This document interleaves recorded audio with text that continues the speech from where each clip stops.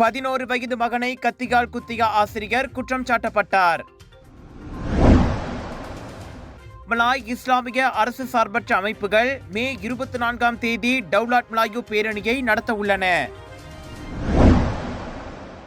ஆற்றலும் அடைவுநிலையும் நிரூபிக்கப்பட்ட ரமணனுக்கே PKR உதவி தலைவர் தேர்தலில் ஆதரவு, குணராஜ் அறிவிப்பு. பிரதமர் அன்வாருக்கு ரஷ்யாவில் கௌரவ டாக்டர் பட்டம்.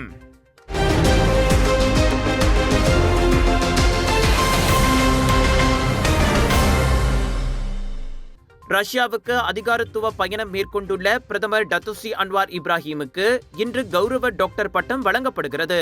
மாஸ்கோ மாநில அனைத்துலக உறவுகள் அகாடமியான MGIMOவில் அவர் பொது சொற்பொழிவு ஆற்றுகிறார்.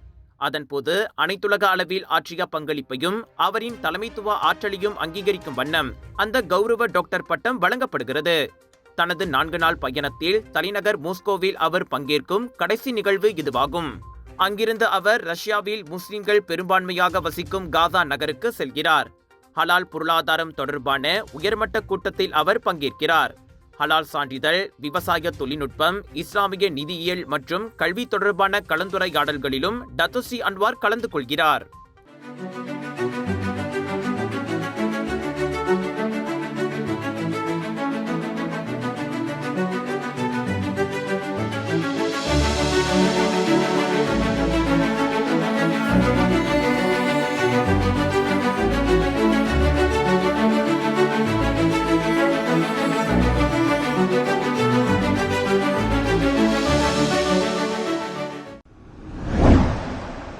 PKR கட்சி தேர்தலில் அதன் உதவி தலைவர் பதவிக்கு டத்தஸ்ரீ ரமணன் ராமகிருஷ்ணனுக்கு ஸ்லாங்கோர் சென்தோசா சட்டமன்ற உறுப்பினர் குணராஜ் ஜார்ஜ் முழு ஆதரவு தெரிவித்துள்ளார். தொழில் முனைவோர் மற்றும் கூட்டுறவு மேம்பாட்டுத்துறை துணை அமைச்சராகவும், சுங்கைபுலோ நாடாளுமன்ற உறுப்பினராகவும், கட்சியின் துணை தகவல் பிரிவு தலைவராகவும் ரமணன் சிறந்த சேவையாற்றி வருகிறார். குறிப்பாக துணை அமைச்சர் என்ற வகையில் இந்திய சமூக பொருளாதார முன்னேற்றங்களுக்கு எண்ணிலடங்கா திட்டங்களை அவர் அறிமுகப்படுத்தியுள்ளார்.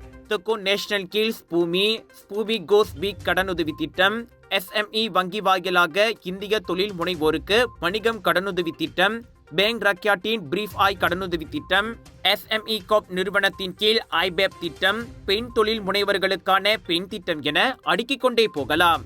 இவையெல்லாம் வெறும் நிதியுதவி அல்ல, மாறாக மலேசிய இந்தியர்களின் ஒளிமயமான எதிர்காலத்தை உறுதி செய்யும் திட்டங்களாகும். குறிப்பாக 3 மாதங்களில் 256 பில்லியன் ரிங்கெட் நிதி ஒதுக்கீட்டை உட்படுத்திய 4 திட்டங்களை அவர் அறிமுகப்படுத்தியுள்ளார்.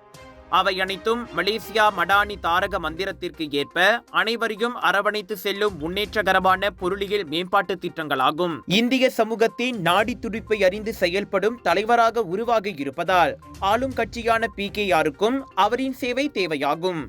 இந்திய சமூகத்தின் குரலாக அவர் விளங்குவதோடு அனைத்து மலேசியர்களுக்குமான தலைவராகவும் அவரால் செயல்பட முடியும். இத்தனை சிறப்பான அடைவு நிலை மற்றும் தலைமைத்துவ பண்புகளை கொண்டிருக்கும் டத்துஸ்ரீ ரமணன் 4 உதவி தலைவர்களில் ஒருவராக தேர்ந்தெடுக்கப்பட மிகவும் தகுதியானவர். ரமணனின் ஆற்றலை கட்சி தொண்டர்களும் பேராளர்களும் மனதில் வைத்து அவரை பெருவாரியான வாக்குகளுடன் வெற்றி பெற செய்வர் என்றும் குணராஜ் நம்பிக்கை தெரிவித்தார். மலேசியாவில் உள்ள மலாய் முஸ்லிம்களின் நலன்களை பாதுகாக்க அரசாங்கம் தவறியதாக கூறப்படுவது தொடர்பில் மே 24ஆம் தேதியன்று கோலாலம்பூரில் ஆட்சேப பேரணியை நடத்த மலாய் மற்றும் இஸ்லாமிய அரசு சார்பற்ற அமைப்புகளின் கூட்டணி திட்டமிட்டுள்ளது. இந்த திட்டம் அவர்களின் உரிமைகள் குறைந்து வருவதாக கூறப்படும் சமூகத்தின் கவலைகளில் இருந்து உருவானது என்று கூட்டணி செயலக தலைவர் சைட் அசான் சைட் அலி தெரிவித்துள்ளார். இந்த நாட்டிற்கு மடானி அரசாங்கத்தின் சரியான திசை இல்லை என்பதால் பல்வேறு பிரச்சனைகளும் மோசமடைந்து இன விவகாரங்களும் ஏற்படுகின்றன. நாடு சுதந்திரம் அடைந்ததில் இருந்து நாம் ஒற்றுமையாக வாழ்ந்து வந்த போதிலும் இனப்பிரச்சனைகள் பரவலாகி வருவதால் அரசாங்கத்தால் இந்த விவகாரத்தை கையாள முடியவில்லை என்பதை நாங்கள் காண்கிறோம் என அக்கூட்டணி வெளியிட்ட அறிக்கையில் தெரிவிக்கப்பட்டுள்ளது.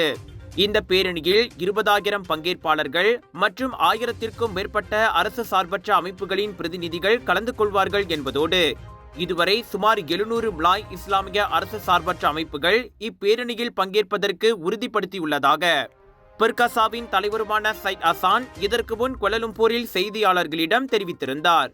மேலும் பேரணியின் போது மற்ற இனங்களை பாதிக்கும் பிரச்சனைகளும் எழுப்பப்படும்.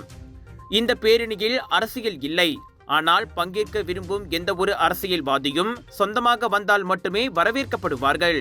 அமைதியான முறையில் நடைபெறும் இந்த பேரணிக்கு அதிகாரிகள் அனுமதிக்க வேண்டும் என்றும் சையத் ஹசான் கேட்டுக்கொண்டார். கலர்ஸ் ஆஃப் இந்தியாவின் பிரம்மாண்டத்தின் உச்சக்கட்டம் பியாண்ட் இன்டர்நேஷனல் இந்தியன் எக்ஸ்போ தொடங்குகிறது. 4 ஜூன் தொடக்கம் 8 ஜூன் வரை கேஎஸ்எல் எஸ்பிளனட் மால், பண்டார் பஸ்தாரி, கிளாங்கில் இதுவரை இல்லாத அதிரடி கலெக்ஷன்ஸோடு ஷாப்பிங் மேளா தொடங்குகிறது.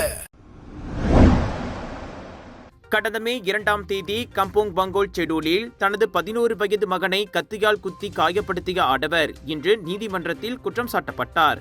முன்னதாக 47 வயதான அப்துல் ஃபெண்டி அப்துல் சுக்கி எனும் அந்த ஆடவர் தனது மகனை காய்கறி கத்தியை பயன்படுத்தி மார்பு மற்றும் வயிற்றில் 2 முறை குத்திய சம்பவம் பெரும் பரபரப்பை ஏற்படுத்திய நிலையில் தனது குற்றத்தை அந்நபர் மறுத்துள்ளார். இதனிடையே குற்றம் சாட்டப்பட்ட ஆடவர் கடந்த 2008ஆம் ஆண்டு முதல் இன்று வரை மனநல சிகிச்சையை பெற்று வருவதாகவும் தனது மனைவியை 3வது முறையாக விவாகரத்து செய்யும் பணியிலும் ஈடுபட்டுள்ளார் என்பது விசாரணையில் தெரியவந்துள்ளது.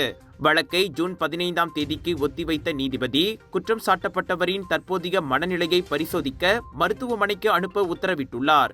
ஜோர் international Indian expo and viral food festival 24 May தொடக்கம் 2 ஜூன் வரை தாசிக் சென்ட்ரல் ஸ்கூடாய் ஜோர் பார்வில் ஹோல்சேல் விலையில் சாரிகள், Punjabi suit, lehenga, wedding collections, kids wear அனைத்தும் உண்டு. ஃபுட் ஃபெஸ்டிவலில் 100க்கும் அதிகமான உணவுகள், panipuri, kunafa, cheese nachos, Indian, western, Arabic என கலக்கலான உணவுகள். சாப்பிட ஒரு நாள் போதாது, திரண்டு வாருங்கள்.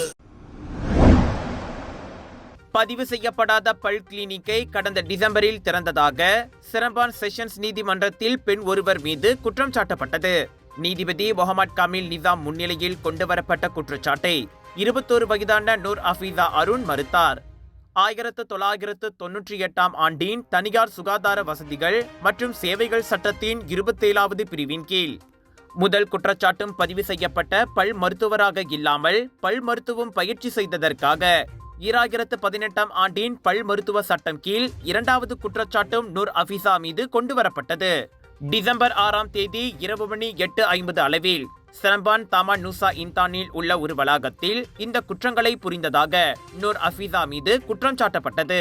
குற்றம் நிரூபிக்கப்பட்டால் ஒவ்வொரு குற்றச்சாட்டிற்கும் 3 லட்சம் ரிங்கெட்டிற்கும் மேற்போகாமல் அபராதம் அல்லது 6 ஆண்டுகள் வரை சிறை தண்டனை அல்லது இரண்டும் விதிக்கப்படலாம்.